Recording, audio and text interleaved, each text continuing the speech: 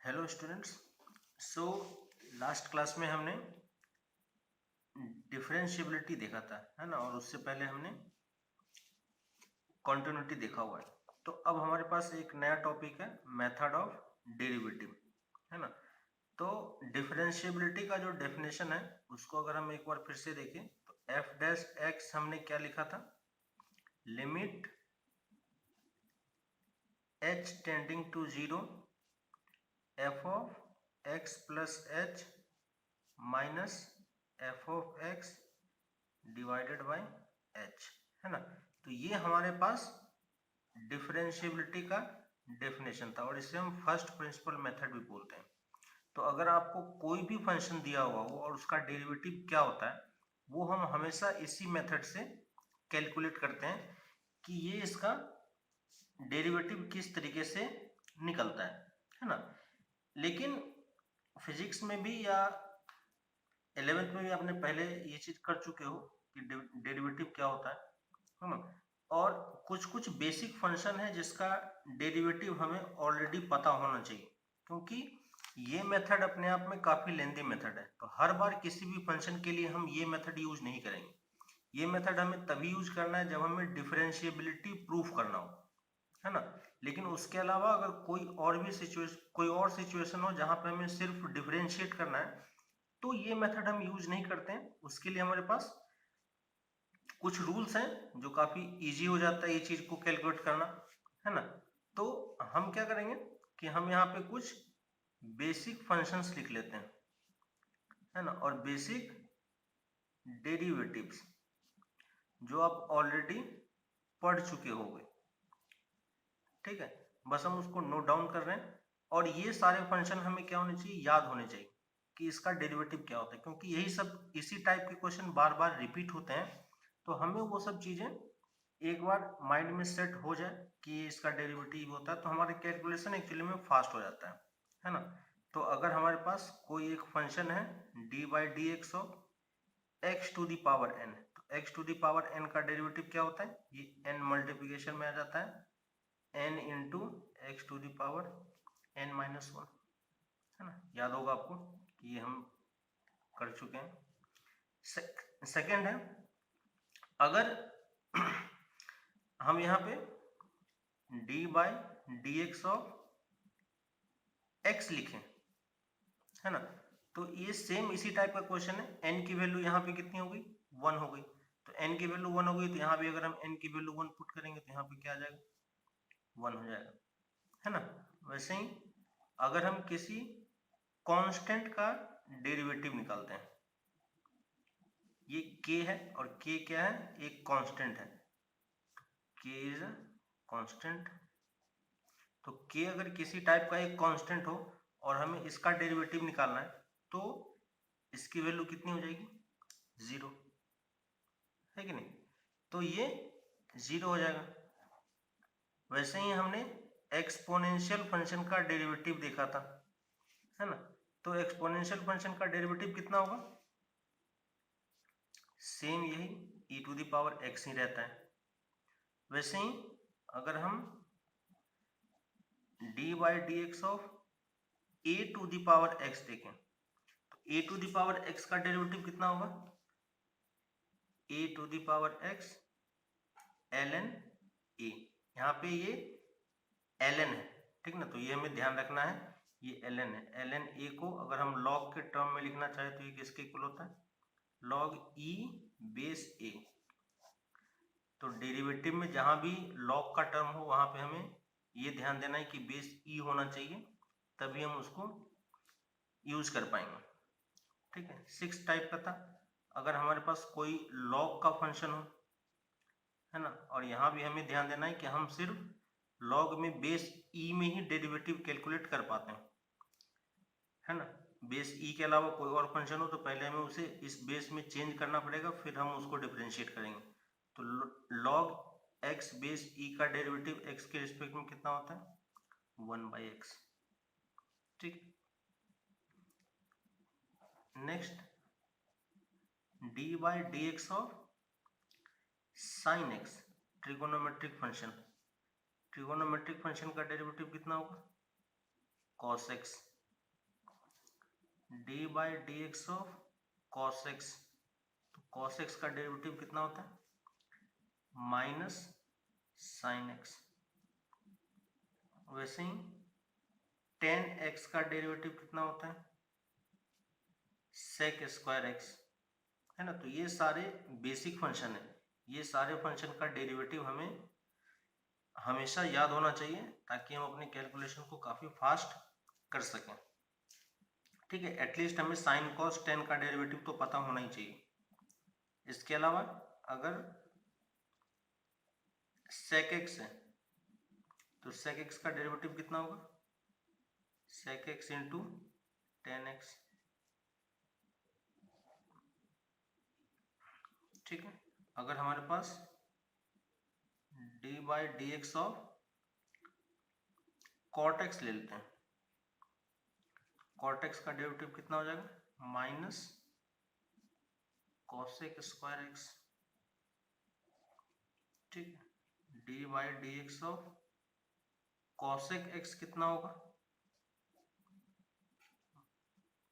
Minus times cosec x into cot x, है ना। तो ये कुछ बेसिक फंक्शन है जिसका डेरिवेटिव हमें हमेशा याद होना चाहिए कि ये सब चीजें कैसे होता है। अब ये अगर कोई हमसे पूछता है कि ये सब डेरिवेटिव कैसे, इसकी वैल्यू यही हो रही है, हम ये कैसे प्रूव करेंगे? तो प्रूव करने का तरीका हमारे पास ऊपर में है, जो अभी जस्ट हमने किया था, जो डेरिवेटिव का बेसिक फॉर्मूला था, है ना, और डिफरेंशिएबिलिटी का जो फॉर्मूला है उसी से ये सब कुछ निकल के आता है। तो अभी के लिए बस हमें ये 10-12 जितने भी रूल्स हैं, ये रूल्स हमें याद होने चाहिए। इसी रूल्स के बेसिस पे हम हर बार हमें इसी सारे टाइप के फंक्शन का कुछ ना कुछ कॉम्बिनेशन आता है ना। तो इन सारे डेरिवेटिव को हमेशा याद रखना है ताकि हम अपनी कैलकुलेशन को जल्दी कर सकें। अगर स्टार्टिंग में आपको याद नहीं भी रहता है तो कोई बात नहीं, आप ये चीज धीरे धीरे करके लर्न कर लोगे और आपको ये सब कुछ याद हो जाएगी कि ये सब चीजें कैसे निकल के आती है ना। तो ये बेसिक डेरिवेटिव था। अब हम आते हैं मेथड ऑफ डेरिवेटिव में, है ना।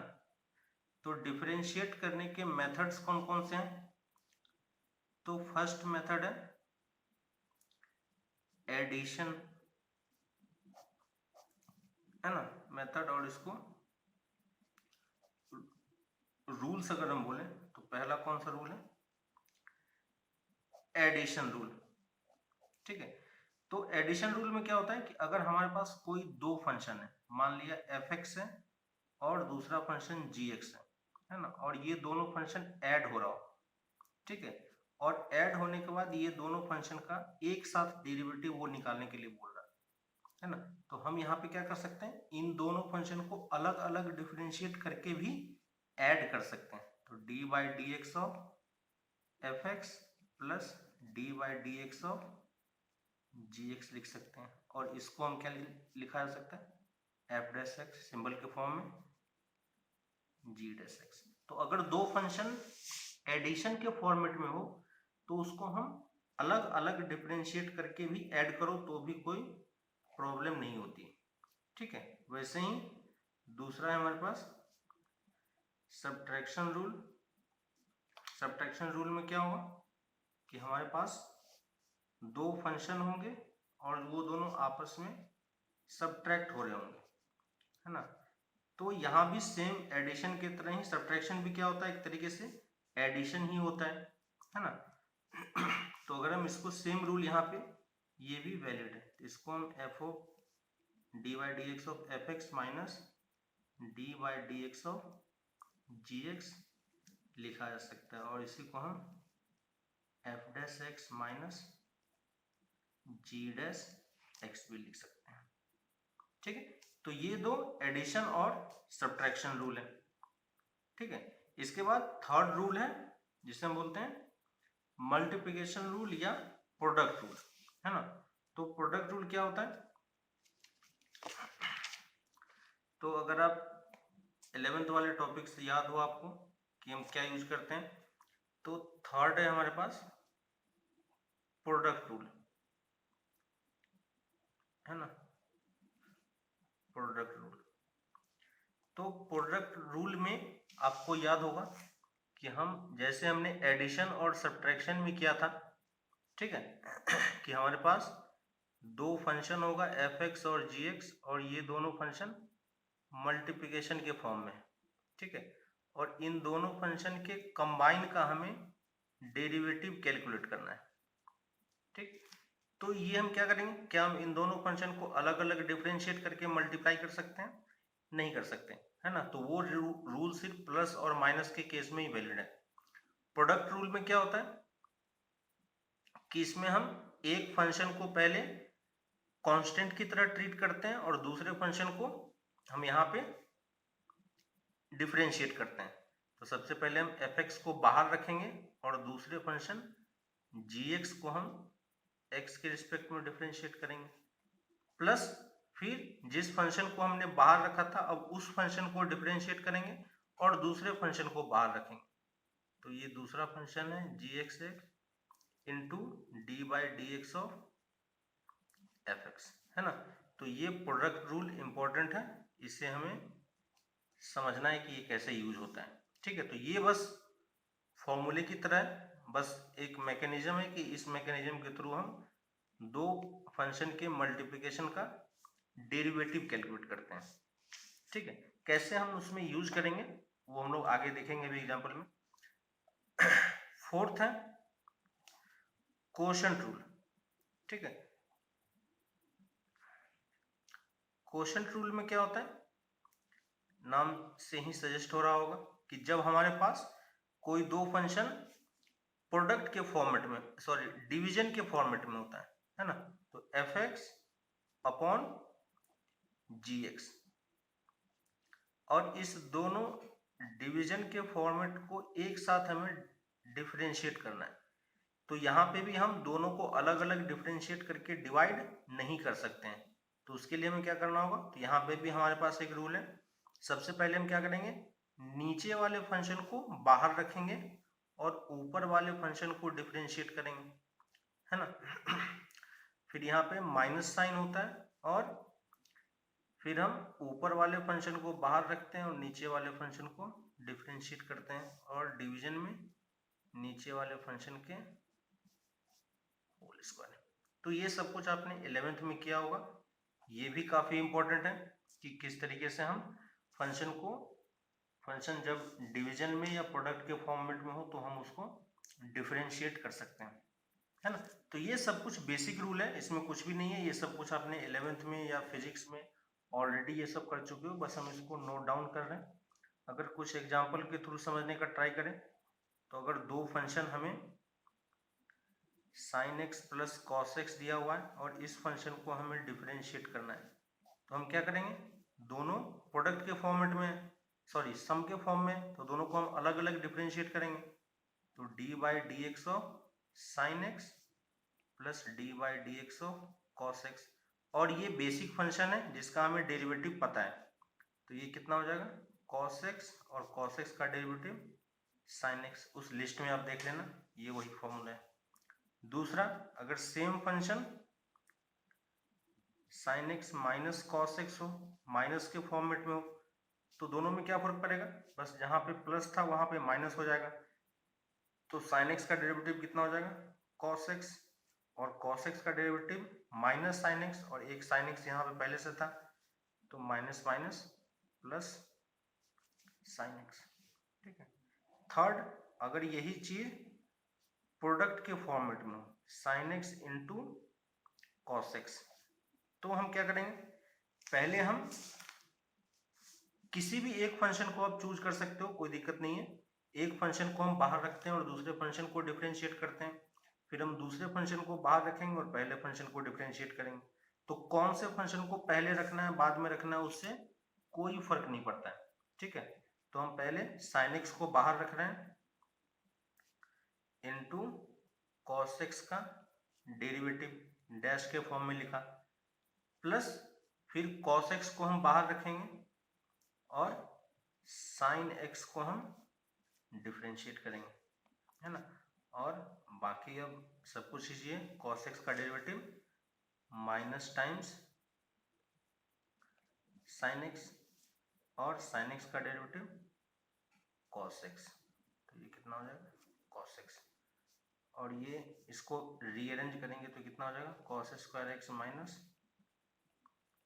sin square x। ठीक है, वैसे ही अगर ये चीज डिवीजन के फॉर्मेट में हो, sin x upon cos x, ठीक है, तो sin x upon cos x है तो ये ऑलरेडी tan x बन जाएगा, नहीं है, क्योंकि ये tan x का डेरिवेटिव हमें लिस्ट में हमारे पास ऑलरेडी है। लेकिन अगर हम फिर भी इसमें प्रोडक्ट क्वोशंट रूल लगाना चाहें तो क्या करेंगे, पहले ऊपर वाले फंक्शन को डिफरेंशिएट करेंगे और नीचे वाले फंक्शन को बाहर रखेंगे। यहाँ पे हम ये ऑर्डर चेंज नहीं कर सकते, ये फिक्स्ड ऑर्डर होता है। सबसे पहले हम ऊपर वाले को डिफरेंशिएट करेंगे और नीचे वाले को बाहर रखा, तो पहले नीचे वाले को बाहर रखा और ऊपर वाले का डेरिवेटिव cos x, एक माइनस साइन था, फिर ऊपर वाले फंक्शन को बाहर रखा और नीचे वाले फंक्शन का डेरिवेटिव माइनस साइन x, तो माइनस माइनस ये प्लस हो गया और डिवाइडेड बाय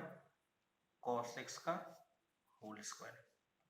ऊपर में ध्यान दोगे तो ये क्या लिखा हुआ है cos square x plus sine square x by cos x का होल स्क्वायर, और ये 1 बाय cos x का होल स्क्वायर, और 1 बाय cos स्क्वायर x क्या होता है sec स्क्वायर x। तो ये ऑलरेडी tan x बना हुआ है, तो tan x का डेरिवेटिव sec स्क्वायर x होना चाहिए था।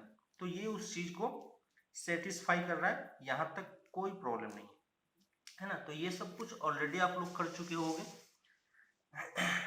ठीक है। इसी में फिफ्थ और इंपॉर्टेंट रूल है जिसे हम बोलते हैं चेन रूल, है ना, और ये 90% केस में यही रूल यूज होता है ना। और ये चेन रूल हम कहाँ पे यूज करते हैं, कंपोजिट फंक्शन के केस में। अब कंपोजिट फंक्शन क्या होता है, तो कंपोजिट फंक्शन हम उस फंक्शन को बोलते हैं जहां पे एक फंक्शन के अंदर दूसरा फंक्शन इन्वॉल्व हो, ठीक है। जैसे अगर हमारे पास f(x) एक फंक्शन है sin x, ठीक है, और दूसरा एक gx फंक्शन है x स्क्वायर x, तो अगर हम f ऑफ gx निकालने का ट्राई करें तो f ऑफ gx हम कैसे निकालेंगे, तो हमने यहाँ पे क्या किया, x के जगह पे gx पुट कर दिया, तो जहां जहां पे इस फंक्शन में x है वहां पे हम gx की वैल्यू पुट करेंगे, है ना। तो f ऑफ gx की वैल्यू कितनी हो जाएगी, साइन ऑफ gx, है ना, और gx की वैल्यू कितनी है x स्क्वायर, तो ये कितना हो जाएगा साइन x स्क्वायर।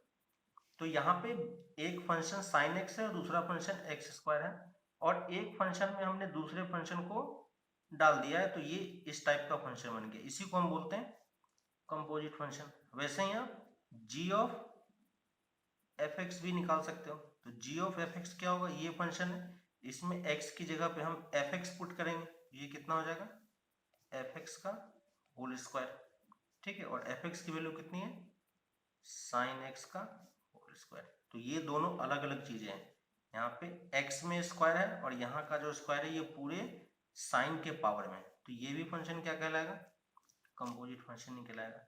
तो हमें इस टाइप के फंक्शन का डेरिवेटिव देखना है कि वो कैसे निकलता है, ठीक है। तो उसका सिंपल सा रूल है कि अगर हमारे पास कोई एक कंपोजिट फंक्शन है f ऑफ gx टाइप का, ठीक है, तो f ऑफ gx टाइप के फंक्शन का हमें डेरिवेटिव किसके रिस्पेक्ट में करना है, x के रिस्पेक्ट में करना है। लेकिन हमें अगर d by D x of f(x) दिया होता तो ये डेरिवेटिव को हम f डैश x लिख पाते हैं, है ना, क्योंकि यहाँ पे x के रिस्पेक्ट में है और dx के x के रिस्पेक्ट में ही हम इसको डिफरेंशिएट कर रहे हैं। लेकिन यहाँ हमें x के रिस्पेक्ट में करना है, लेकिन यहाँ पे कंप्लीट फंक्शन क्या है gx है ना। तो यहाँ पे हम चेन रूल इस तरीके से अप्लाई करते हैं कि इस फंक्शन को तो हम पहले सेम लिख लेते हैं g of f of gx, ठीक है। ये नीचे वाला जो dx है, तो यहाँ पे नीचे में dx होना चाहिए, तो इस dx को हम वहां पे नहीं लिख के यहाँ पे dx लिख रहे हैं, कोई फर्क नहीं पड़ सकता, क्योंकि d बाई डी एक्स क्या होता है, एक रेशियो होता है। याद होगा आपको कि ये क्या देता है, डेरिवेटिव क्या देता है, टेंजेंट देता है हमें, है ना। तो इसको हम यहाँ पे लिख रहे हैं। अब हम यहाँ पे इस कंप्लीट फंक्शन के रिस्पेक्ट में यहाँ पे डिफरेंशिएट करेंगे तो ये कितना हो जाएगा डी ऑफ जी एक्स। तो जब भी हमें कंपोजिट फंक्शन दिया हुआ है तो सबसे पहले हमें देखना है कि सबसे अंदर वाला फंक्शन कौन सा है, उस फंक्शन के रिस्पेक्ट में पहले हम डिफरेंशिएट करेंगे। अब क्योंकि हमने इसको यहाँ पे किया तो हमें यहाँ पे इसको मल्टीप्लाई भी करना होगा, है ना। अब देखो कि यहाँ पे हमें x दिया हुआ था तो हमने x के रिस्पेक्ट में ही डिफरेंशिएट किया था, तो हम यहाँ पे डेरिवेटिव लिख सकते हैं।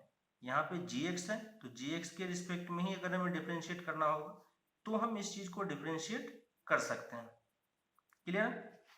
एग्जाम्पल के थ्रू समझते हैं कि अगर मान लो कि हमारे पास d by D x of sine x है ना, तो इसका डेरिवेटिव कितना होगा कॉस एक्स। ये हमने ये फंक्शन का डेरिवेटिव हमारी लिस्ट में है ऑलरेडी, ठीक है। लेकिन अगर कोई हमसे ये बोलता है D by sine x square, ठीक है, ये एक्स इसके अंदर में, और यहाँ पे हमें डी एक्स के रिस्पेक्ट में डिफरेंशिएट करना है, तो क्या इस टाइप के फंक्शन का डेरिवेटिव हमारे लिस्ट में था?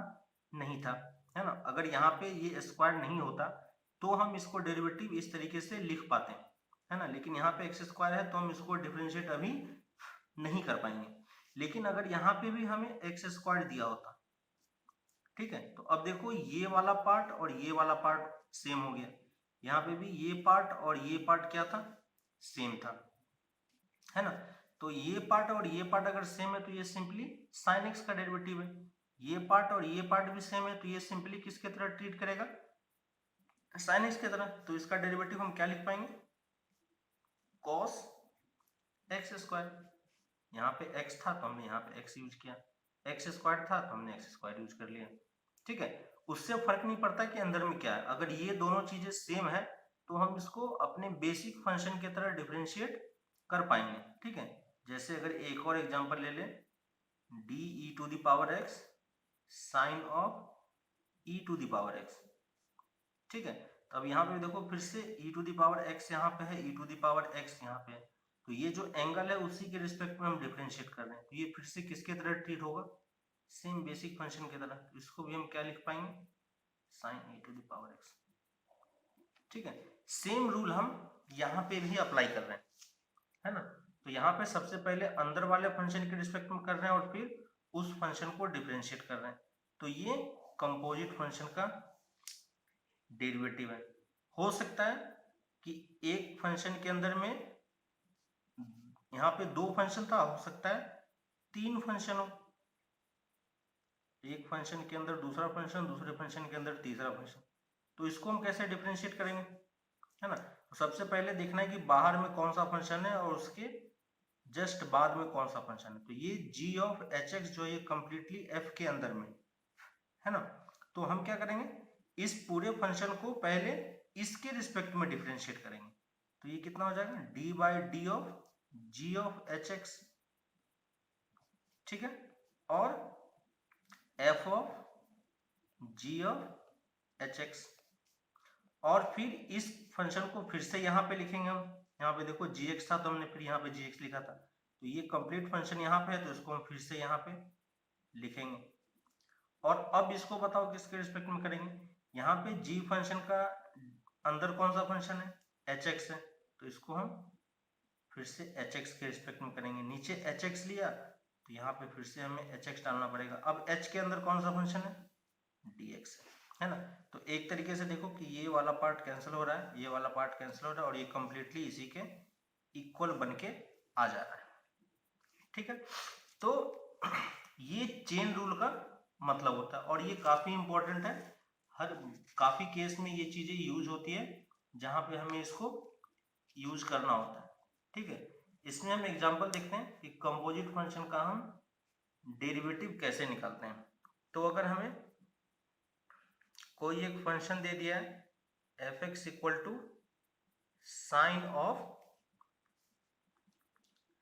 ऑफ ट्वाइस एक्स, ठीक है, और हमें बोल रहा है कि फाइंड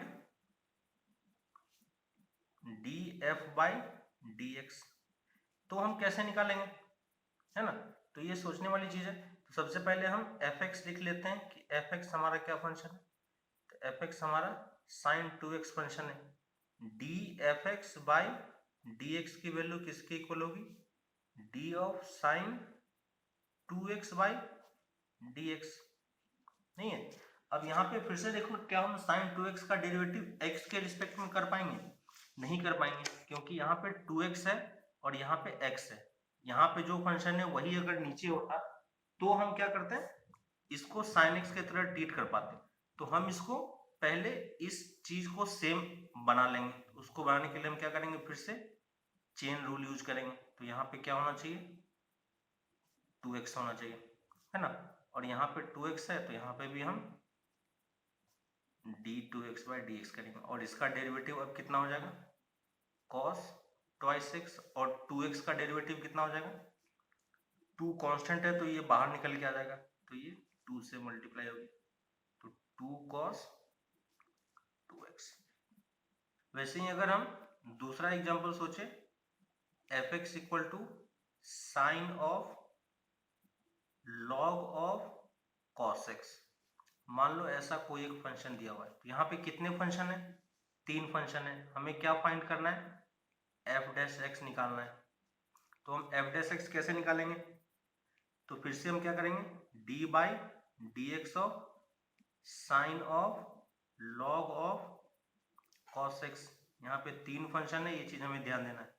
तो सबसे पहले बाहर वाला फंक्शन कौन सा है, साइन x। साइन x के अंदर कौन सा है, ये कंप्लीट फंक्शन। तो इस पूरे फंक्शन को पहले हम d of log of cos x के रिस्पेक्ट में डिफरेंशिएट करेंगे, है ना, sine of log of cos x। फिर मल्टीप्लाई करना होगा, और मल्टीप्लाई किसके रिस्पेक्ट में करेंगे, फिर से इस फंक्शन को फिर से हम लिखेंगे d of log of cos x divided by, अब किसके रिस्पेक्ट में करेंगे, तो यहाँ पे दूसरा फंक्शन क्या है, log है, और log के अंदर दूसरा फंक्शन क्या है, cos x। तो पहले हम इसको cos x के रिस्पेक्ट में करेंगे, फिर से मल्टीप्लाई करेंगे d cos x by dx, क्योंकि cos के अंदर फंक्शन x है तो ये x हो गया। अब इसका डेरिवेटिव बताओ कितना होगा, तो यहाँ पे देखो जो फंक्शन यहाँ पे है वही फंक्शन यहाँ पे है, तो ये सिंपली किसके तरह ट्रीट होगा, sin x के तरह। तो हम क्या लिखेंगे, sin x का डेरिवेटिव कितना होता है, cos x, लेकिन x के जगह पे हमें ये फंक्शन लिखना होगा, क्योंकि हमने उसी के रिस्पेक्ट में इसको डिफरेंशिएट किया।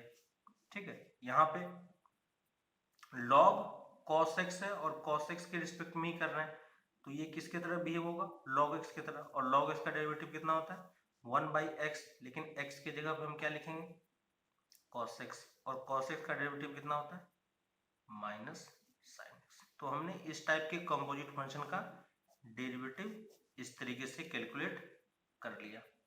ठीक है, तो ये काफी इजी मेथड होता है। यहाँ पे बस आपको देखना है कि अंदर में कौन सा फंक्शन है और उस फंक्शन को हम कैसे डिफरेंशिएट करेंगे, है ना, सिंपल सा लॉजिक है।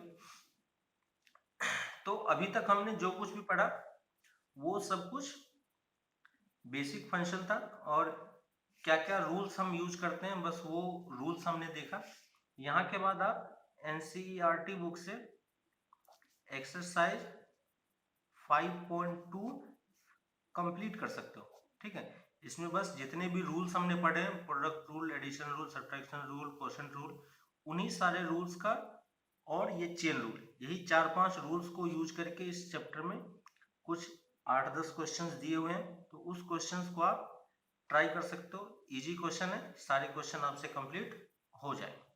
ठीक है, तो अभी हम यहाँ तक रखते हैं। इसके बाद कुछ स्पेशल टाइप के फंक्शन होते हैं, उन सारे फंक्शन को कैसे हमें डिफरेंशिएट करना होता है ना, क्या करना होता है, वो हम नेक्स्ट क्लास में देखेंगे। तो अभी के लिए आप एक्सरसाइज 5.2 कंप्लीट कीजिए, है ना। इसके बाद हम नेक्स्ट क्लास में डिफरेंट टाइप के फंक्शन का डेरिवेटिव फिर से देखेंगे। ठीक है, तो यहाँ तक 5.2 आप लोग कंप्लीट कीजिए। ठीक है, ओके, बाय।